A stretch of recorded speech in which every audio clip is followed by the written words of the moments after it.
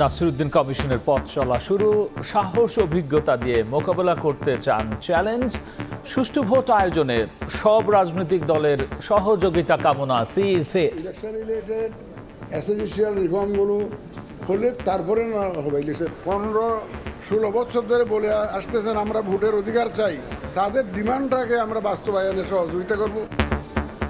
জনগণের প্রত্যাশা পূরণে কাজ করবে ইসি, আশা বিএনপির। সংস্কারের আগেই নিয়োগ হওয়ায় প্রত্যাখ্যান নাগরিক কমিটির। ইসিতে শপথের জায়গা থেকে আমরা তার তীব্র প্রতিবাদ করছি। আগে সংস্কার, তারপরে নির্বাচন, এই প্রক্রিয়ার মধ্যে আমরা সামনের আগামীর বাংলাদেশটা সুন্দরভাবে দেখতে চাই। আশা করি আমরা জনগণের প্রত্যাশা পূরণে সফল হবে। একটা সুষ্ঠু নির্বাচনের দিকে তারা যত দ্রুত সম্ভব এগিয়ে যাবে। দেখছিলেন প্রধান শিরোনাম। রাতের সময় সঙ্গে আছি আমি গোলাম রাব্বি। এবার জানাবো অন্যান্য শীর্ষ সংবাদ। ব্যাটারি চালিত রিকশা চালকদের গণ অবস্থানে দিনভর যানজটে ভোগান্তি। 12 দফা আদায়ে কালো কর্মসূচি। হাইকোর্টের আদেশের বিরুদ্ধে আপিল করবে অন্তর্বর্তী সরকার। 5 বিসিএসে নিয়োগ পাবেন 18,000-এরও বেশি, জানালেন জনপ্রশাসন সচিব। 31 ডিসেম্বর পর্যন্ত বাড়ল সরকারি কর্মকর্তা কর্মচারীদের সম্পদের হিসাব জমার সময়সীমা। আজারবাইজানে খুলছে কর্মসংস্থানের নতুন দুয়ার। বাংলাদেশ থেকে দক্ষ কর্মী নেওয়ার আগ্রহ। আগামী বছরের শুরুতে ঢাকায় আসবে উচ্চ পর্যায়ের প্রতিনিধি দল। এবং ডেঙ্গুতে একদিনে শিশুসহ 11 জনের মৃত্যু। চলতি মৌসুমে সর্বোচ্চ প্রাণহানির রেকর্ড। 5 জনই ঢাকা উত্তর সিটির বাসিন্দা। হাসপাতালে ভর্তি আরও 1079 জন।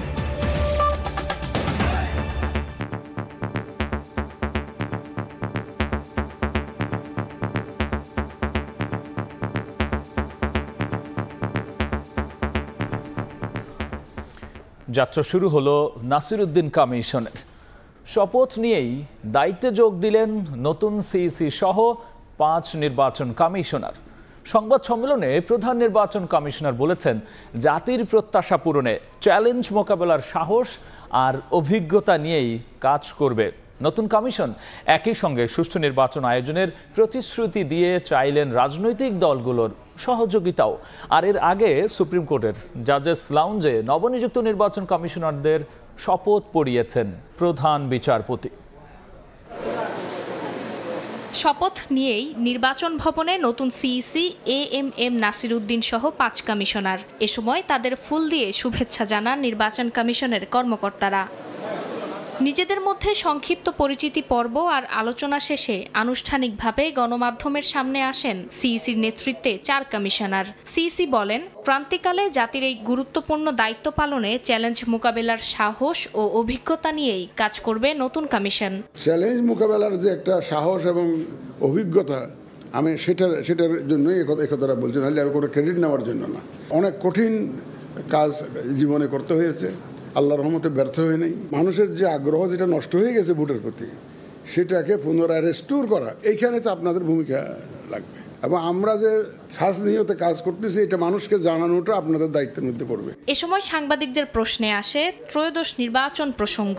নতুন সিইসির জবাব, সংশ্লিষ্ট সবার সঙ্গে আলোচনার ভিত্তিতে হবে দিনক্ষণ ঘোষণা। ইলেকশন রিলেটেড এসেনশিয়াল রিফর্মগুলো হলে তারপরে না হবে ইলেকশন, নাহলে আমার পক্ষে তো এটা সম্ভব না। ভোটের মাঠে আওয়ামী লীগের অবস্থান কি হবে, সেই প্রশ্নও ছিল গণমাধ্যম কর্মীদের। সিইসির বার্তা, চলমান বিতর্কের অবসান হলেই সিদ্ধান্ত। আওয়ামী লীগের এবং তার যে আরো জোটের মধ্যে আর 10-12টা আছে, তো ওটা নিয়ে তো সিরিয়াস বিতর্ক আছে, চলছে, বাইরে চলছে, কোর্টে আপনারাও দেখতেছেন, আমরাও দেখতেছি। এই বিতর্কের ফয়সালাটা হোক, ভোট তো আরো দেরি আছে। তো আমি এর আগে রোববার দুপুরে সুপ্রিম কোর্টের জাজেস লাউঞ্জে প্রধান বিচারপতি সৈয়দ রিফাত আহমেদের কাছে শপথ নেন সিইসি সহ নবনিযুক্ত 5 কমিশনার। এ সময় কমিশনকে সব ধরনের সহযোগিতার আশ্বাস দেন প্রধান বিচারপতি। শপথ শেষে তাৎক্ষণিক প্রতিক্রিয়ায় সিইসি জানান, অবাধ সুষ্ঠু নির্বাচন আয়োজনে জাতির কাছে প্রতিশ্রুতিবদ্ধ নবগঠিত কমিশন। এজন্য রাজনৈতিক দল সহ সবার সহযোগিতা দরকার।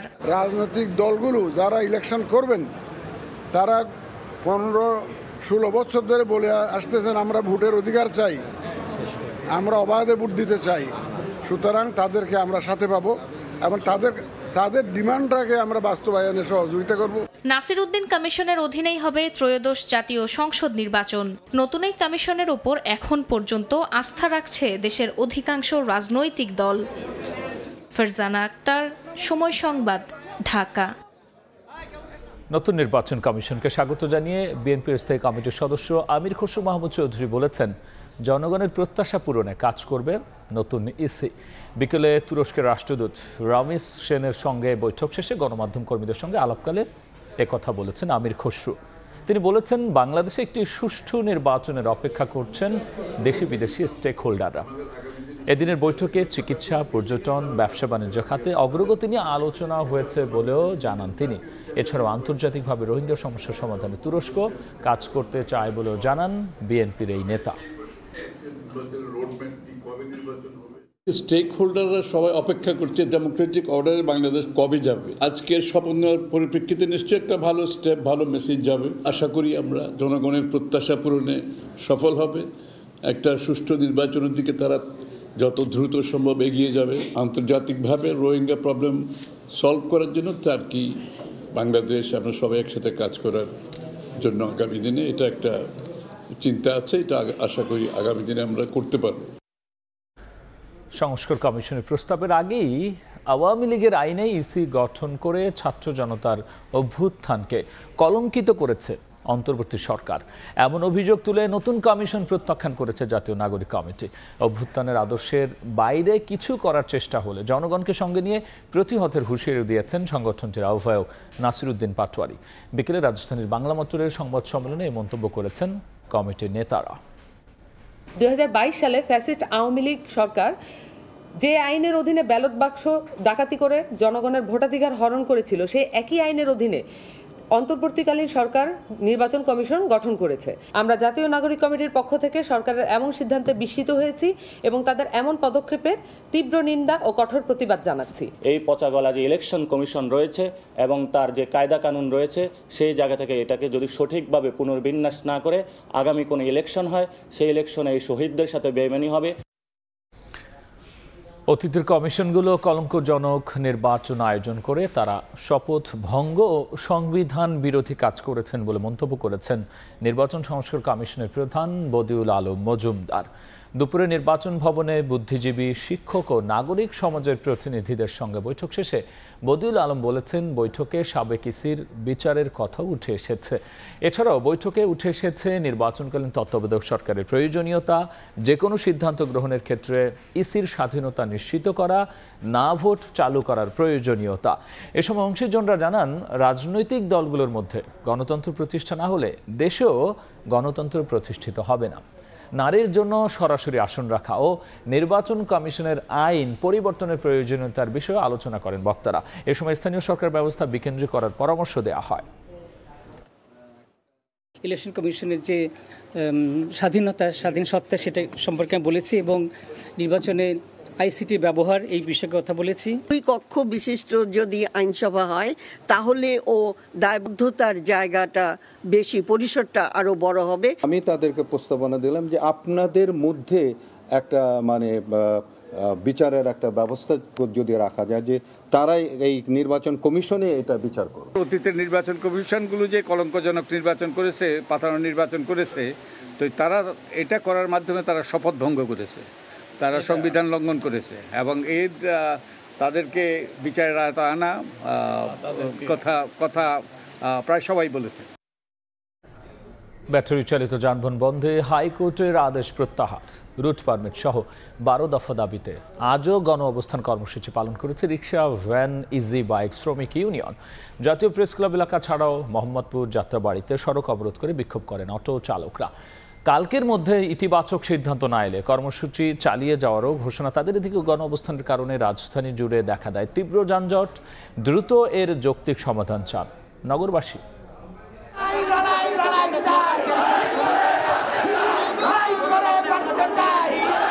জাতীয় প্রেস ক্লাবের সামনের রাস্তা পুরোটাই ব্যাটারি চালিত রিক্সা চালক ও শ্রমিকদের দখলে, বন্ধ যান চলাচল। রিকশা, ভ্যান, ইজি বাইক শ্রমিক ইউনিয়নের পূর্ব ঘোষিত গণ অবস্থান কর্মসূচিতে যোগ দিতে রোববার সকাল থেকেই রাজধানীর বিভিন্ন এলাকা থেকে মিছিল নিয়ে জাতীয় প্রেসক্লাবের সামনে জড়ো হন অটোচালক ও শ্রমিকরা। লোকারণ্য হয়ে ওঠে প্রেসক্লাব এলাকা। বৈষম্যহীন সমাজ ব্যবস্থার প্রত্যয় এখানে তৈরি হয়েছে, সেই ব্যবস্থা আমরা কায়েম করব। ছাত্র জনতার অভ্যুত্থানে ২৪ জন রিকশা চালক নিহত হয়েছেন জানিয়ে বক্তারা বলেন দিতে হবে আর্থিক ক্ষতিপূরণ। বৈষম্য চলবে না, কৃষকের সাথে বৈষম্য চলবে না, এই কারণে আমরা আন্দোলন করেছিলাম। কিন্তু আজ গণঅভ্যুত্থানের যে চেতনা সেইটাকে ভুলণ্ঠিত করা হচ্ছে। এই মানুষের মর্যাদা আমাদের রিকশা চালক ভাইদেরকে দিতে হবে। এদিন সকালে মোহাম্মদপুর বেড়িবাঁধ সড়ক অবরোধ করেন অটো চালকরা। মোড়ে মোড়ে গাছ ফেলে রাস্তা আটকে দেন তারা। তাদের অবস্থানের কারণে প্রেসক্লাব, শাহবাগ, মোহাম্মদপুর, যাত্রাবাড়ি সহ রাজধানীর বিভিন্ন এলাকায় দেখা দেয় তীব্র যানজট। দ্রুত এর সমস্যার যৌক্তিক সমাধানের পরামর্শ যাত্রীদের। এই গন্ডগোল চলতে আছে, এই জন্য যাইতেছে হাইটে। সব বন্ধ, কেমনে যাব? ক্যাম্পাসে যেতে আমার সমস্যা হচ্ছে, আবার মাঝে পরীক্ষা চলছে। রাস্তা গাড়ি চলতেই আছে না, খুবই ভয়াবহ অবস্থা। মানুষের এই ভোগান্তি কবে দূর হবে? অতি তাড়াতাড়ি এটা ব্যবস্থা নেওয়ার জন্য বর্তমান সরকারকে আমরা আহ্বান করছি। ব্যাটারি চালিত রিকশা বন্ধে হাইকোর্টের আদেশের বিরুদ্ধে আপিল করবে অন্তর্বর্তী সরকার। সন্ধ্যায় ফরেন সার্ভিস একাডেমিতে সমসাময়িক বিভিন্ন ইস্যুতে ব্রিফিংকালে এক প্রশ্নের জবাবে কথা জানিয়েছে প্রধান উপদেষ্টার প্রেস উইং। ব্যাটারি চালিত রিকশার আজকেও তারা প্রতিবাদ করেছে। তো সরকার সিদ্ধান্ত নিয়েছে, আসলে এ বিষয়ে মহামান্য হাইকোর্ট যে আদেশ দিয়েছে, সরকার সিদ্ধান্ত নিয়েছে যে এই আদেশের বিরুদ্ধে সরকার সুপ্রিম কোর্টে আপিল করবে। আমরা আশা করি সুপ্রিম কোর্টের কাছ থেকে এ বিষয়ে একটা ইতিবাচক সিদ্ধান্ত পাব। ৪৩ থেকে ৪৭ পর্যন্ত ৫ বিসিএস এর মাধ্যমে সব মিলিয়ে ১৮,১৪৯ জন নিয়োগের সিদ্ধান্ত নিয়েছে সরকার। জনপ্রশাসন সচিব জানিয়েছেন শিগগিরই প্রক্রিয়া শুরু হবে। এছাড়াও বঞ্চিতদের পদোন্নতির পাশাপাশি ডিসি নিয়োগে তালিকা তৈরির কাজও শুরু হয়েছে বলে জানানো হয়। জনপ্রশাসন সচিব বলেছেন সম্পদের হিসাব দাখিলের সময়সীমা থাকবে ৩১ ডিসেম্বর পর্যন্ত। সরকারি চাকরিতে নিয়োগ দীর্ঘদিন ধরে বন্ধ থাকার পাশাপাশি অভ্যুত্থানের পর ক্যাডার সার্ভিস ছেড়ে চলে যান অনেক কর্মকর্তা। ফলে উল্লেখযোগ্য সংখ্যক হারে বেড়েছে শূন্য পদের সংখ্যা। প্রজাতন্ত্রে শূন্য থাকা পদগুলো দ্রুততার সঙ্গে পূরণ করতে এবার নিয়োগ প্রক্রিয়া শুরু করেছে অন্তর্বর্তী সরকার। ১ জানুয়ারিতে আমাদের রোববার সচিবালয়ে জনপ্রশাসন মন্ত্রণালয়ের সিনিয়র সচিব এসব নিয়ে সংবাদ সম্মেলন করেন। আমরা ইমিডিয়েট বিসিএস এ ১৮,১৫৪ জনকে নিয়োগ দিতে পারবো। ক্যাডারে হলো ১২,৭১০, নন ক্যাডারে হলো ৫,৪৩৯, ৪৪তম ব্যাচ। এই বিসিএস এ লিখিত পরীক্ষার যে কয়জনের হয়েছে এটা আমরা সুপারসিড করে সকলকেই নতুন করে ভাইবা নেওয়া হবে। পদবঞ্চিত কর্মকর্তাদের পদোন্নতির বিষয়েও কথা বলেন সচিব। ডিএস টু জয়েন্ট সেক্রেটারি এই প্রমোশনটা আপনারা শর্টলি শুরু হবে। নতুন ডিসি ফিটলিস্ট এই কাজটা শুরু হবে। এদিকে সরকারি কর্মকর্তা কর্মচারীদের সম্পদের হিসাব জমা দেওয়ার সময়সীমা ৩১ ডিসেম্বর পর্যন্ত বাড়ানো হয়েছে বলে জানান জনপ্রশাসন সচিব। সম্পদ বিবরণীর সংখ্যা হলো ১৫ লাখ, পিয়ন থেকে একেবারে প্রেসিডেন্ট। এটা আমরাও চিন্তা করছি, যেহেতু ওরা ১ মাস বাড়াইছে, আমরাও ১ মাস বাড়ানোর চিন্তা করতেছি। 31 ডিসেম্বর 2024। অন্তর্বর্তী সরকার গঠনের পর প্রশাসনে চলা অস্থিরতা এখন অনেকটাই নিয়ন্ত্রণে বলেও দাবি মোখলেসুর রহমানের। অনেকটাই গতিবেগ পেয়েছে। প্রসূন আশিস, সময় সংবাদ, ঢাকা। অবৈধ গ্যাস সংযোগ যেন মৃত্যুফাত। এবার মিরপুরে অবৈধ গ্যাস লাইনের লিকেজ থেকে ভয়াবহ বিস্ফোরণে দগ্ধ হয়েছে ৭ জন। জাতীয় বার্ন ইনস্টিটিউটে মৃত্যুর সঙ্গে লড়ছে শিশুসহ একই পরিবারের ৫ সদস্য। ঘটনাস্থল পরিদর্শনে গিয়ে স্থানীয়দের তোপের মুখে পড়েন এ সময় তিতাসের কর্মকর্তারা। এদিকে নারায়ণগঞ্জের মেঘনাঘাটে একটি কারখানা বিস্ফোরণে ১০ শ্রমিক হয়েছেন দগ্ধ। মিরপুর ১১ নম্বর এলাকার টিনশেডের এই ভাড়া বাসায় স্ত্রী ও ৩ সন্তান সহ ঘুমিয়েছিলেন রং মিস্ত্রি আব্দুল খলিল। ভোর ৪টার দিকে মশার কয়েল জ্বালাতেই হঠাৎ ঘটে বিস্ফোরণ। কিছু বুঝে ওঠার আগেই আগুন ছড়িয়ে পড়ে ঘরে। খলিল সহ ঝলসে যায় স্ত্রী রুমা, ১৩ বছরের ছেলে হাফেজ আবদুল্লাহ, ১০ বছরের মোহাম্মদ ও ৪ বছরের শিশু সন্তান ইসমাইলের শরীরও। দগ্ধ হন পাশের রুমের শাহজাহান স্বপ্না দম্পতিও। স্থানীয়দের অভিযোগ, বাসার পাশ দিয়ে অবৈধভাবে দেয়া গ্যাস লাইনে লিকেজ ছিল আগে থেকেই। যত্রতত্রভাবে দেয়া এসব অবৈধ গ্যাস লাইনের কারণে প্রায় ঘটছে দুর্ঘটনা। ওয়ালের লাইনটা যদি মনে করেন বাস্ট হইতো, যে পাশে যে আরো রুমটি ছিল তারা কেউই বাঁচত না। শুক্রবার দিন 8টা বাজে একটা ঘটনা ঘটছে এই জায়গায়। তিতাসের উপরে আমরা খুবই ক্ষিপ্ত, আমরা বৈধভাবে সংযোগ পাচ্ছি না। আমরা তো আর বুঝি না, জানি না যে অবৈধ কোন আর বৈধ কোন, বাড়িওয়ালা এগুলা করছে এটা কেন আমরা জানি কেউ। খবর পেয়ে ঘটনাস্থলে পরিদর্শনে আসে তিতাস গ্যাসের একজন কর্মকর্তা। এ সময় স্থানীয় বাসিন্দাদের তোপের মুখে পড়েন তিনি। অবৈধ দেখার বিষয় তো আমার না, দেখবো অন্য ডিপার্টমেন্ট। আমার কাছে হচ্ছে শুধুমাত্র জরুরি ভিত্তিতে যদি কোনো গ্রাহকের সংযোগ দেওয়া লাগে আমাদের নিজ ঠিকাদারের মাধ্যমে আমি সুপারভাইজ করে কাজটা করে দিই। উত্তরা ব্যাংকের ব্যবস্থাপনা পরিচালক রবিউল হোসেনের অপসারণ দাবিতে প্রধান কার্যালয়ে তালা ঝুলিয়ে বিক্ষোভ করেছেন চাকরিচ্যুত কর্মকর্তা কর্মচারীরা। তাদের সঙ্গে একাত্মতা জানান বৈষম্য বিরোধী আন্দোলনের শিক্ষার্থীরাও। 1,500 কোটি টাকা লোপাটের পাশাপাশি প্রায় 200 কর্মকর্তা কর্মচারীকে চাকরিচ্যুত করার অভিযোগ করেছেন আন্দোলনকারীরা।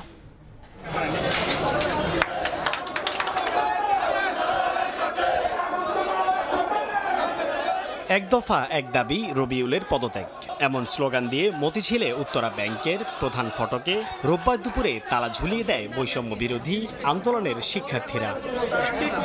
5 আগস্টের পর ব্যাংকটির চাকরিচ্যুত কর্মীরা নানা অনিয়মের অভিযোগে ব্যবস্থাপনা পরিচালকের অপসারণ ও দৃষ্টান্তমূলক শাস্তির দাবি জানিয়ে আসছেন। স্বৈরাচারী হাসিনা সরকার এবং ওবায়দুল কাদেরের সহযোগিতায় উনি এতদিন ব্যাংকে অবস্থান করছে। কন্টাকে 10,000 20,000 টাকা দিয়ে লোক নিয়ে আমাদেরকে ছাঁটাই করেছে।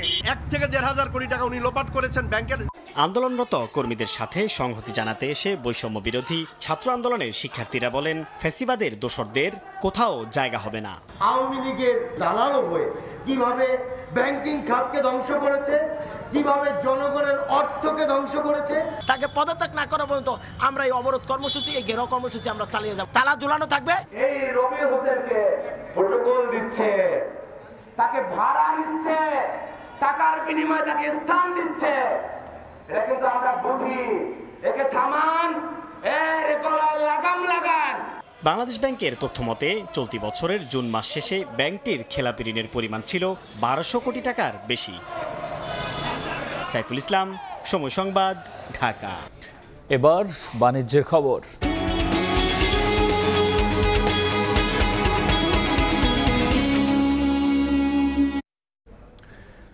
আজারবাইজানে খুলছে কর্মসংস্থানের নতুন দুয়ার। বাংলাদেশ থেকে দক্ষ কর্মী নেওয়ার আগ্রহ জানিয়েছে এই দেশটি। বছরের শুরুতে ঢাকায় আসবে উচ্চ পর্যায়ের প্রতিনিধি দল। দূতাবাস খোলার বিষয়টিও বিবেচনায় রেখেছে বাকু। মার্জিয়া মোমো রিপোর্ট।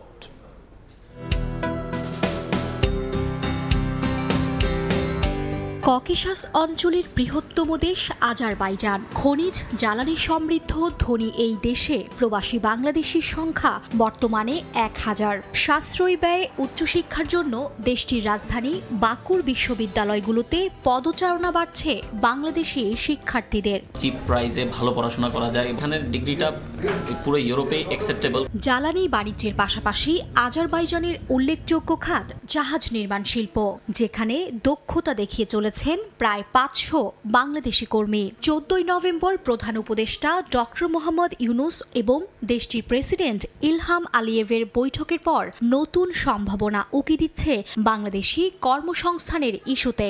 দ্বিপক্ষীয় সম্পর্ক নতুন উচ্চতায় নিতে 2025-এর প্রথম দিকে আজারবাইজান সরকারের উচ্চ পর্যায়ের প্রতিনিধি দলকে বাংলাদেশ সফরে পাঠাবেন বলে জানান প্রেসিডেন্ট ইলহাম আলিয়েভ। সেখানকার প্রবাসী বাংলাদেশিদের প্রত্যাশা, আজারবাইজানে বাংলাদেশ হাইকমিশন প্রতিষ্ঠা করা গেলে আরও উপকৃত হবেন তারা। বাংলাদেশ থেকে যদি কেউ কাজের ভিসা নিয়ে আসতে চায়, এখানে বিভিন্ন ধরনের যেগুলো শিপইয়ার্ড কোম্পানি আছে, ঠিক আছে, এই শিপইয়ার্ড কোম্পানিতে আপনাদের সিভিটা জমা দিতে পারেন, সিভিটা সেন্ড করতে পারেন ইমেলে। যদি ইন ফিউচারে যদি আমাদের সাথে ডিপ্লোম্যাটিক রিলেশনটা যদি বাড়ে, তাহলে কাজের সুযোগটাও বাড়বে। এম্বাসি না থাকার কারণে আমাদের মালয়েশিয়া শরণাপন্ন হইতে হয়, একটু সময় লেগে যায়। এর আগে গত 15 জুন বাকুতে বাংলাদেশ ও আজারবাইজানের মধ্যে প্রথম ফরেন অফিস কনসালটেশন বৈঠক অনুষ্ঠিত হয়। Marjia Momo, Baku, Azerbaijan. ঢাকা থেকে পদ্মা সেতু হয়ে নতুন পথে নড়াইল যশোর দিয়ে পরীক্ষামূলকভাবে প্রথম ট্রেন ছুটল খুলনায়। ডিসেম্বরে বাণিজ্যিকভাবে এই ট্রেন চালুর কথা ভাবছে কর্তৃপক্ষ। আর এতে রাজধানী থেকে খুলনার দূরত্ব হবে মাত্র 199 কিলোমিটার। সময় লাগবে 3.5 থেকে 4 ঘন্টা। এবার পদ্মা সেতু হয়ে প্রথমবারের মতো নতুন পথে ট্রেন ছুটল খুলনায়। আগে যেখানে দক্ষিণের এই জনপদে যেতে ঘুরতে হতো 218 কিলোমিটার, সেখানে এখন পাড়ি দিতে হবে মাত্র 199 কিলোমিটার। সময় বাঁচবে প্রায় 7 ঘন্টা। ডিসেম্বরে বাণিজ্যিকভাবে ট্রেন চালু করতে চূড়ান্ত এই ট্রায়াল। এতে দক্ষিণাঞ্চলে শুধু যাতায়াতই সহজ হবে না, গতি ফিরবে অর্থনীতিতেও। ট্রেন লাইন হওয়ার জন্য আমরা যেখানে 8-10 ঘন্টার পথ মাত্র 2 ঘন্টায় এসে পৌঁছলাম এই ভাঙ্গা জাংশনে। এই আনন্দ আসলে কিভাবে বোঝা আমি বলতে পারতেছি না। আজকে আমরা ট্রায়াল রান করে আসার পরে আমাদের নিজস্ব কিছু চিন্তা ভাবনা আছে, আর ডিসেম্বর মাসের প্রথম সপ্তাহে এটি চালু হবে।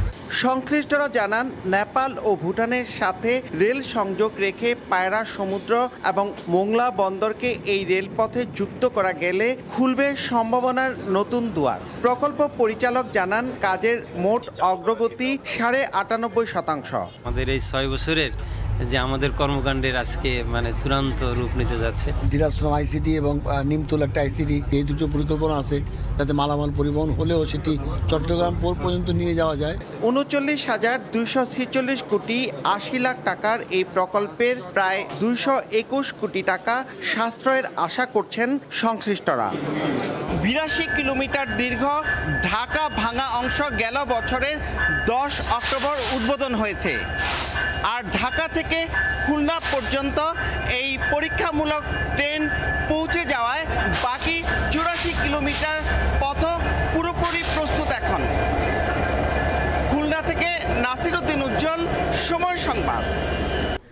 আইপিএল নিলামের খবর। আইপিএলের ইতিহাসে সর্বোচ্চ 27 কোটি রুপি দিয়ে উইকেট কিপার ব্যাটসম্যান ঋষভ পন্থকে দলে ভেড়ালো লখনৌ সুপার জায়ান্টস। এর আগে শ্রেয়াস আয়ারকে দল নিতে পাঞ্জাব কিংস খরচ করে 26 কোটি 75 লাখ রুপি। ইতিহাসে সর্বোচ্চ 18 কোটিতে স্পিনার যুজবেন্দ্র চাহালকে নিয়েছে পাঞ্জাব। দ্বিতীয় সেশনে 23 কোটি 75 লাখ রুপিতে ভেঙ্কটেশ আয়ারকে দলে ভিড়িয়ে চমকে দেয় শাহরুখ খানের কলকাতা নাইট রাইডার্স।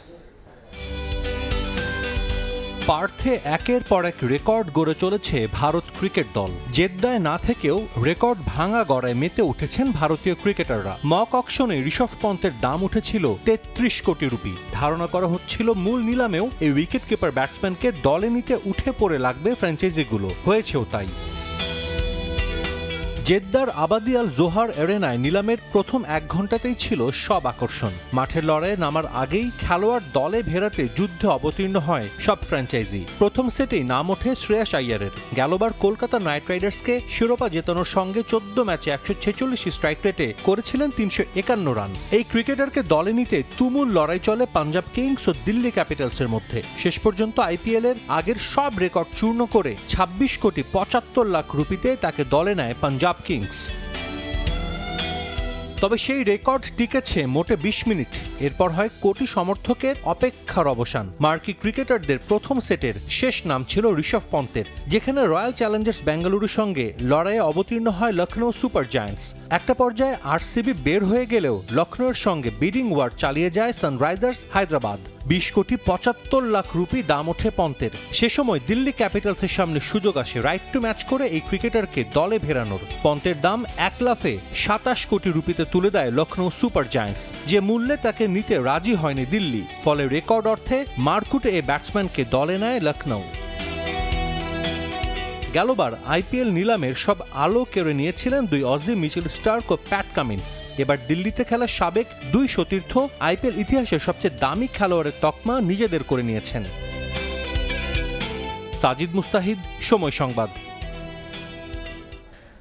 এ পর্যায়ে শীর্ষ সংবাদ জানিয়ে দিচ্ছি আরও একবার। নতুন নির্বাচন কমিশনের পথ চলা শুরু। বিশ্বাসযোগ্য ভোটের প্রতিশ্রুতি, প্রত্যাশা পূরণে কাজ করার আশা বিএনপির। সংস্কারের আগেই নিয়োগ হওয়ায় প্রত্যাখ্যান নাগরিক কমিটির। ব্যাটারি চালিত রিকশা চালকদের গণ অবস্থানে দিনভর যানজটে ভোগান্তি। 12 দফা আদায়ে কালো কর্মসূচি। হাইকোর্টের আদেশের বিরুদ্ধে আপিল করবে অন্তর্বর্তী সরকার।